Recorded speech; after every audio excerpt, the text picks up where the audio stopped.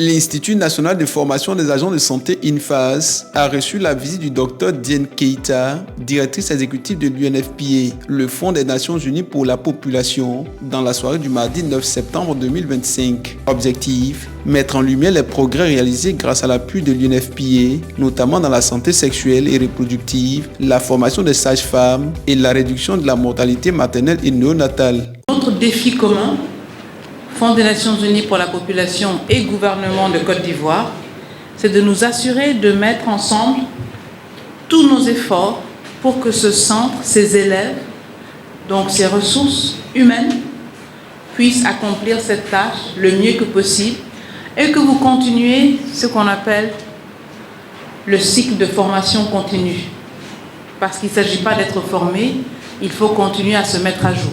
Au nom du ministre Pierre Demba, de la Santé, de l'Hygiène publique et de la couverture maladie universelle, Dr Kofi Akacharles a exprimé sa gratitude à la directrice exécutive pour ses actions en faveur du système sanitaire ivoirien. C'est vrai que le gouvernement a décidé de renforcer les capacités par la création d'hôpitaux de référence, d'hôpitaux régionaux, d'hôpitaux départementaux, mais tout cela n'aurait pas de sens si nous n'avons pas des agents de santé en qualité et en quantité. C'est pour cela que l'accompagnement de l'UNFPA est très important pour nous, en ce sens qui nous permet d'aller dans le sens de la qualité. Aujourd'hui, nous avons la quantité, c'est vrai, mais il faut que nous allions à la quantité et que nous soyons focus sur l'objectif, la réduction de la mortalité de la mère et de l'enfant.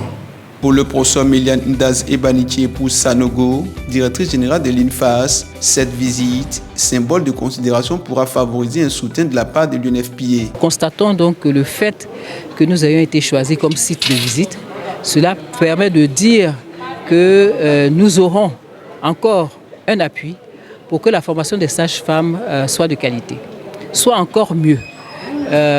Puisque l'objectif, c'est de mettre à la disposition du ministère de la Santé des sages-femmes qui sont compétentes, immédiatement opérationnelles sur le terrain. Des salles de simulation ont été disposées pour permettre aux étudiants d'acquérir et de renforcer les compétences techniques dans un environnement sûr et réaliste. Je suis l'étudiante Kanga Sarah Eunice, sage-femme en licence 3. La station d'aujourd'hui, c'est la station de la constatation prénatale du 2e trimestre. Cette station consiste à faire la prise en charge de la dame et voir si tout va bien, elle avec le bébé, si l'enfant se porte bien, la mère aussi, si tout va bien. Et quand nous avons vu que tout va, il n'y a aucune pathologie, il n'y a aucune plainte.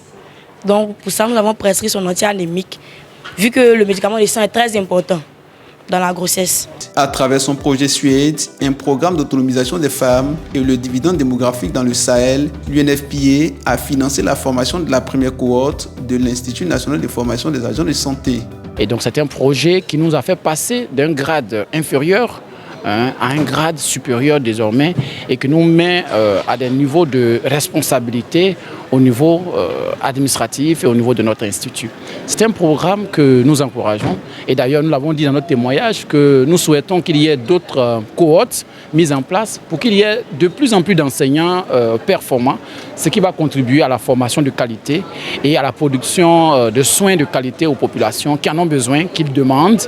Et donc pour nous, l'UNFPA, son accompagnement est toujours bienvenu dans la réduction de la mortalité maternelle et infantile en Côte d'Ivoire.